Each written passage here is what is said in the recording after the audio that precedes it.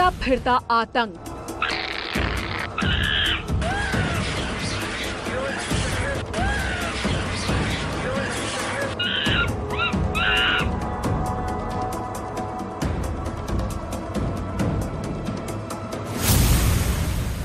उछलता कूदता आतंक।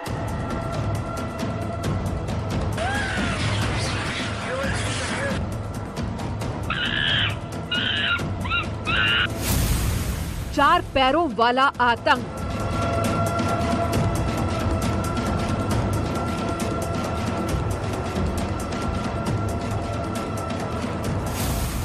वो इंसान नहीं, आतंक मचाने वाले शैतान हैं।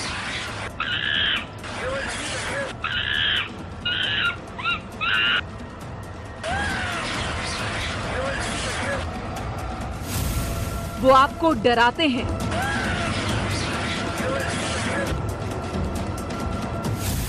वो जानलेवा हमला करते हैं,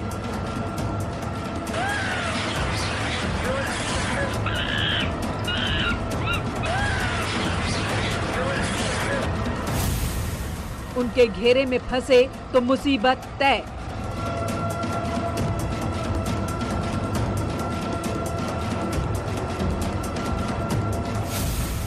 वो बंदर नहीं, उछलता कूदता आतंक है।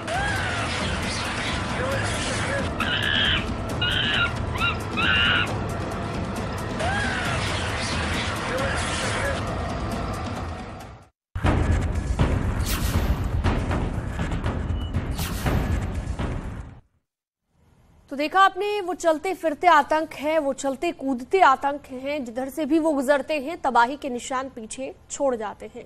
वो शैतान नहीं, कातिल भी नहीं है, लेकिन वो इंसान नहीं, वो बंदर है। यूपी के कई शहरों में बंदरों का आतंक देखने को मिल रहा है। बांदा, कासगंज जैसी जगहों पर तो बंदरों ने लोगों की जान तक ले ली। आइए देखते हैं कहां कहां पर बंदरों का आतंक है और कैसे इन बंदरों से बचा जा सकता है।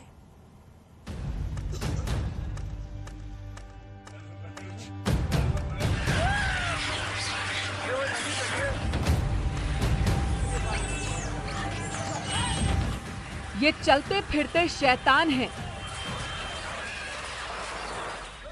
ये तस्वीर बंदरों के आतंक की गवाह है। ट्रेन के ऊपर से जिस शख्स की लाश उतारी जा रही है, उसे बंदरों के आतंक ने मारा है। तस्वीरें कासगंज जंक्शन की हैं। यहाँ बंदरों ने एक महिला की चप्पलें चुरा ली और चप्पल को ट्रेन की बोगी के ऊपर डाल दिया।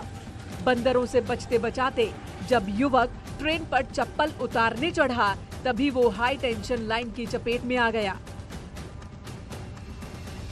किसी यात्री ने कहा इन्हों से कि चप्पल चली गई है ट्रेन के ऊपर, तो ये चप्पल उतारने के लिए चढ़े और वेंडरों ने इन्हें रोका नहीं। और वेंडरों को पता है कि बिजली लाइन बहुत हाई वोल्टेज है, तब भी इन्होंने नहीं रोका, इनको चढ़ने दिया। और उसके बाद ये चप्पल उतारने जब गए तो इन्हें बिजली ने पकड़ लिया, उससे इनकी डेथ हो गई। कब से काम कर रहे हैं? ये बहुत साल हो गए इनको काम करते हुए। मृतक युवक कई सालों से कासगंज रेलवे स्टेशन पर ही स्टॉल लगाने का काम करता था।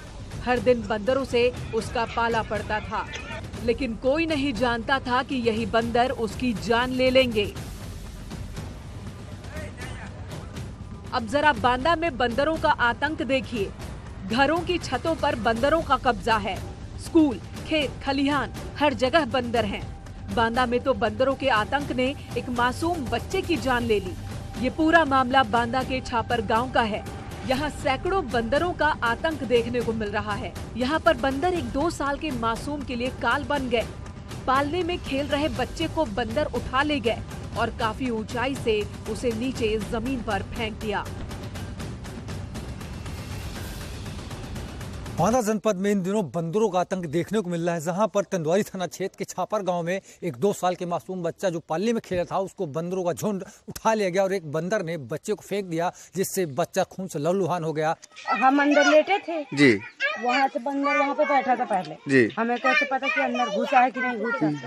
और जब वहाँ से आए तो बच्चे के लोग सीढ़ी में चढ़ गया, बच्चे के ऊपर। हाँ, नहीं बच्चे को लेके जब मुझे नहीं पता था कि अंदर घुसा है वो दूसरे कमरे में। अच्छा। वहाँ दूसरे में लेटी थी। अच्छा।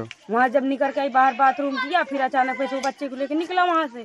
जब मेरे पैरों की आवाज सुना, अब बस सीढ़ियों में लेके चढ़ गया है। जिस वक्त बंदर बच्चे को उठाकर ले गए, उस वक्त माँ पड़ोस में ही काम कर रही थी। परिवार जब तक बच्चे को देख पाता तब तक बंदर बच्चे को फेंक चुके थे। हादसे के फौरन बाद बच्चे को अस्पताल ले जाया गया, जहां उसकी मौत हो गई। घटना के बाद से बंदरों को लेकर लोगों में दहशत है। बस जी हमारे यहाँ का मामला ये है कि बंदर बहुत परेशान कर रहे हैं, जी हत्या कर रहे हैं। कितने बंदर हैं? बंदर होंगे 100 बंदर है। 100 बंदर। कितने दिनों से ये परेशान किए? अरे 1.5-2 महीना हो रहे हैं। ये बंदर बहुत दिक्कत है, 2-3 घटना हो चुके हैं। बच्चे नाती का हमारे ले गए, हमारे को वहाँ से थे। इसकी पहले और किसी घटना साथ में हुआ?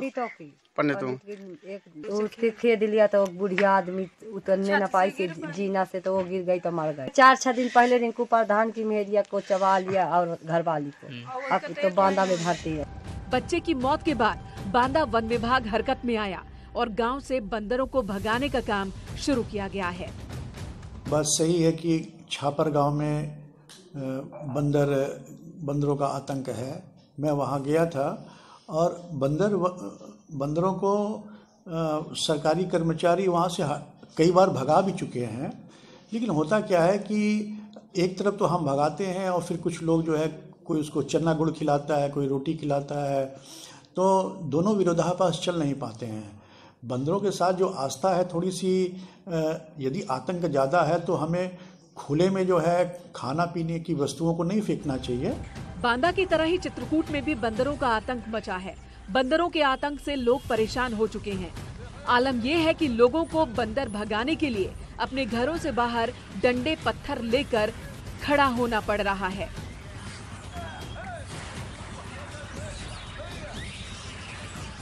ये नजारा चित्रकूट के शहर कोतवाली इलाके के ट्रैफिक चौराहे का है, जहां बंदरों में अचानक गैंग वॉर शुरू हो जाता है और फिर बंदरों की लड़ाई में आम इंसानों को भुगतना पड़ता है। इन तस्वीरों को देखकर आप अंदाजा लगा सकते हैं कि बंदरों का आतंक किस कदर हावी है।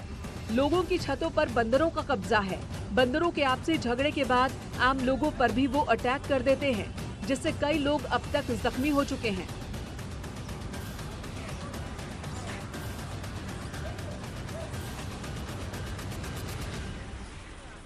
के अंदर बंदर घुस गए थे, रहते तो बड़ा दिक्कत हो बहुत तगड़ी लड़ाई हो रही थी। क्या नजारा था यहाँ पे?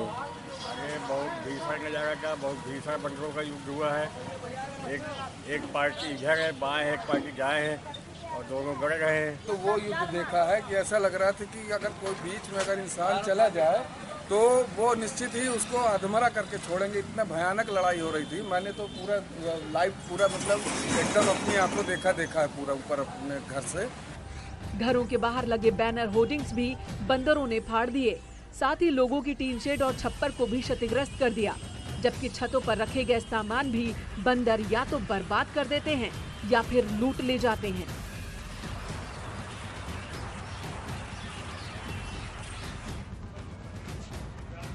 बंदरों का आतंक कितना है, इन तस्वीरों को देखकर आप अंदाजा लगा सकते हैं। यहाँ बंदरों ने यूपी पुलिस के एक सिपाही की जान ले ली। तस्वीरें बुलंदशहर की हैं। यहाँ की पुलिस लाइन में तैनात एक सिपाही का बंदरों के हमले से बचते वक्त छत से पैर फिसल गया।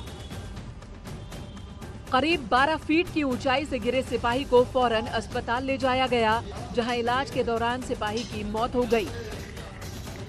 ये कपड़े सुखा रहे थे, वो बाउंड्री पे जब बंदर दिखाई दिया उसको, जैसे बंदर दिखाई दिया तो ये नीचे देख रहा था, कभी ऊपर कभी बंदर कभी देख रहा था। तो वो चीज़ देखने के चक्कर में जो है वो जो कपड़े उतारे थे मंडेर के बराबर में ही कपड़े सूख रहे थे।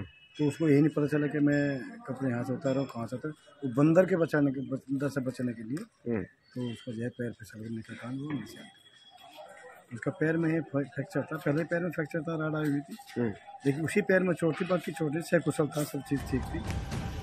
बुलंदशहर के तमाम इलाकों में बंदर इसी तरह तांडव मचाते हैं और इससे पहले भी बंदरों के हमले के कई लोग शिकार हो चुके हैं। Bureau report, news 18।